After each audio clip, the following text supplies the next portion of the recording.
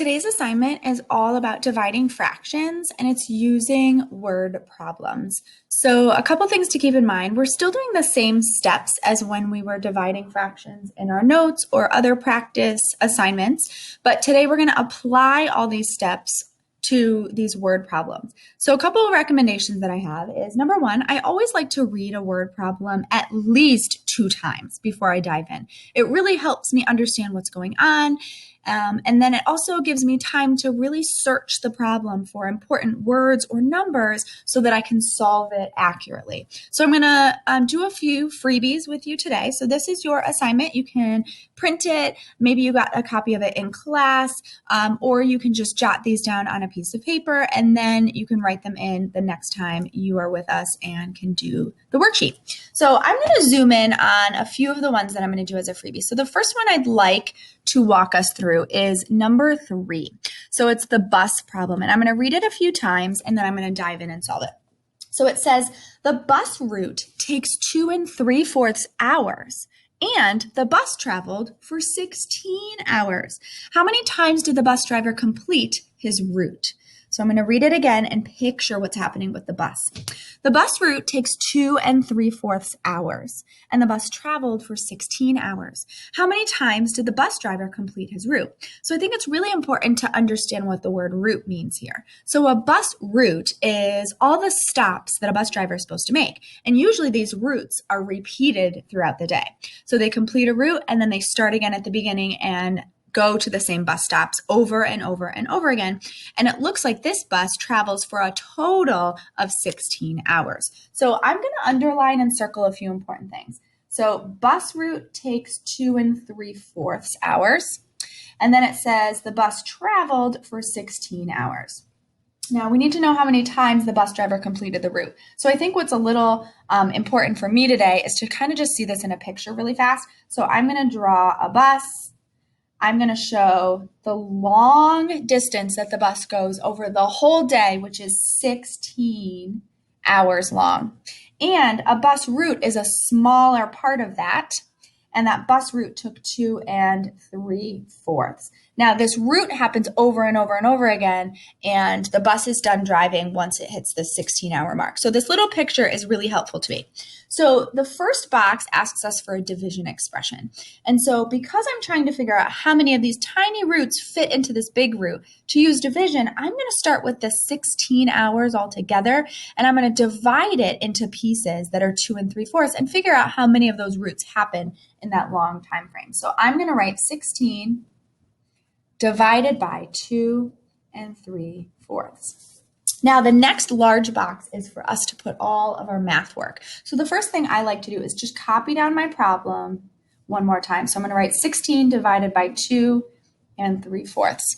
Now, I'm going to go through the steps that I learned for dividing fractions. And the first step is to ask myself, do these look like fractions yet? And neither one of them does. So what I want to do is I want to turn these both into fractions, and I'm still going to be dividing at this point because all I'm doing is rewriting these. Now, 16 is the same as 16 over 1, and 2 3/4 is a mixed number, but I can use Texas or the multiplication and addition to figure out what this could look like as an improper fraction. So 4 times 2 is 8, plus 3 is 11/4.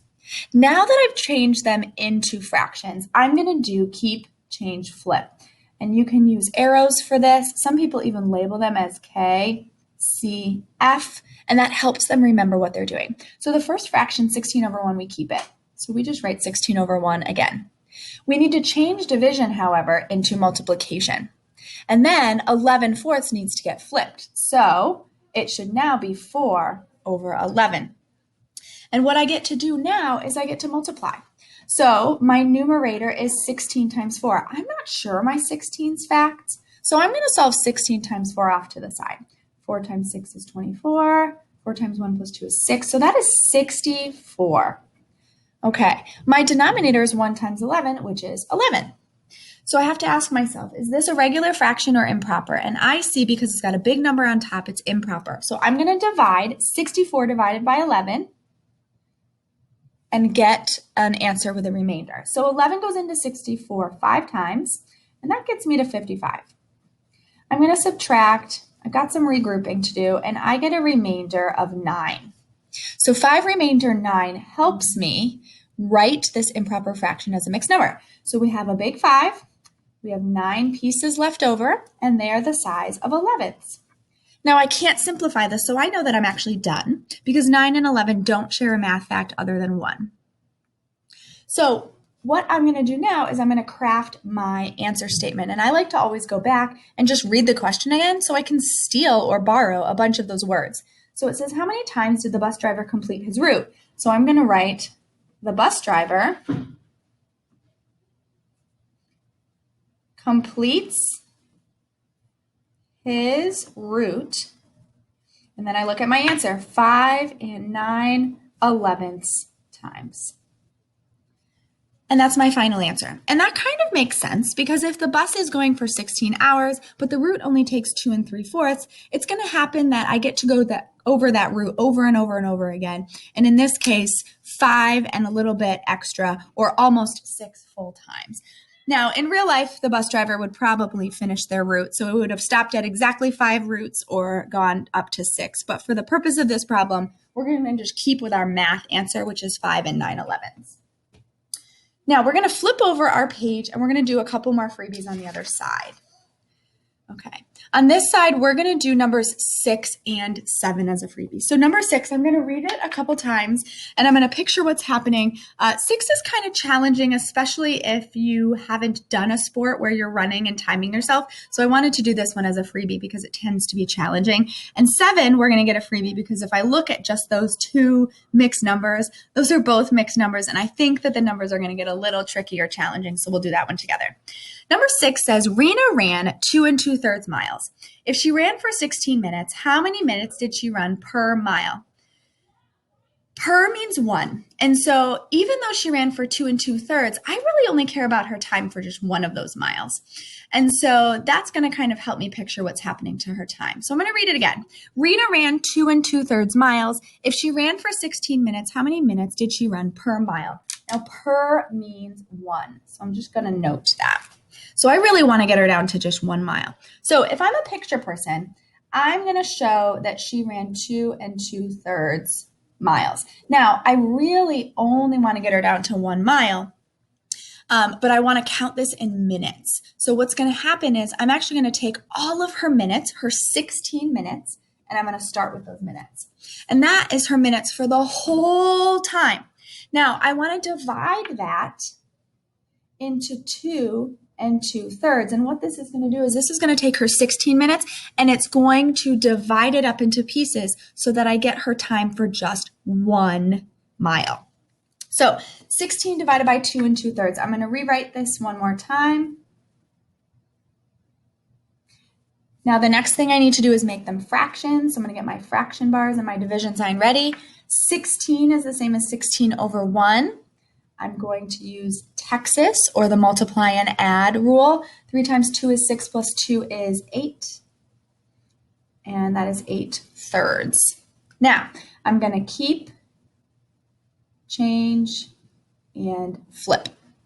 So I'm going to keep 16 over 1, change to multiplication, and flip to 3 over 8. Now I get to multiply.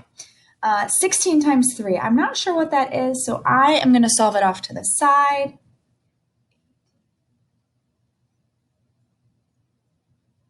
And that is 4. So I got 48.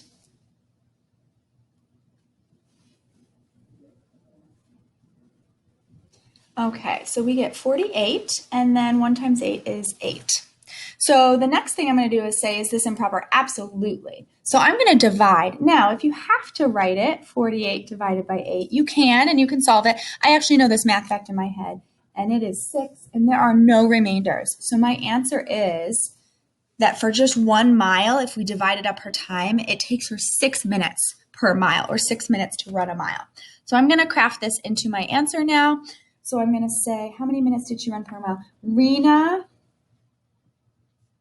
ran 6 minutes per mile. That means every mile she ran, it took her 6 minutes. Our final question is number 7. I'm going to read it a couple times. It says, Kelly uses 1 2/5 inches of yarn for a craft. If she has 3 4/5 inches of yarn, how many crafts can she make?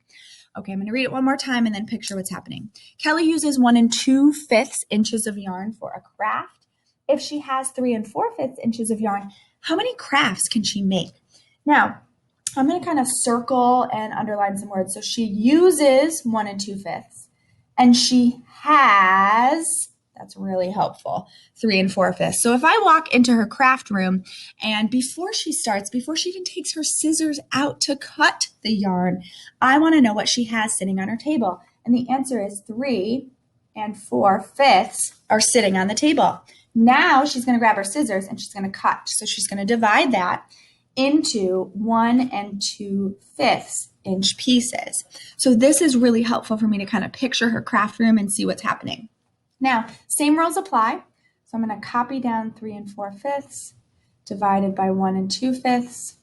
I need to make them both look like fractions. So I'm getting my lines ready. I need to use Texas for both of these. So 5 times 3 is 15 plus 4 is 19/5. Then 5 times 1 is 5 plus 2 is 7/5. I am going to keep, change, and flip. I keep 19/5. I change to multiplication, and I flip to 5/7. Now, if you know how to do some simplification, now you can. I'm just going to roll with the numbers we've got. Now, 19 times 5 on the top. I'm going to do 19 times 5.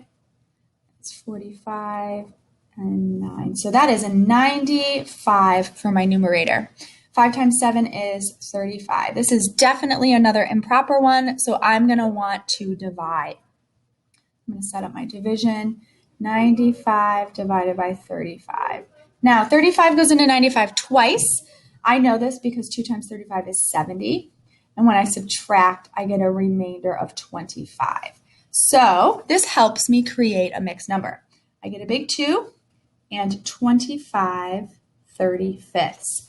I think I can do a little bit better, so I'm going to try and simplify this.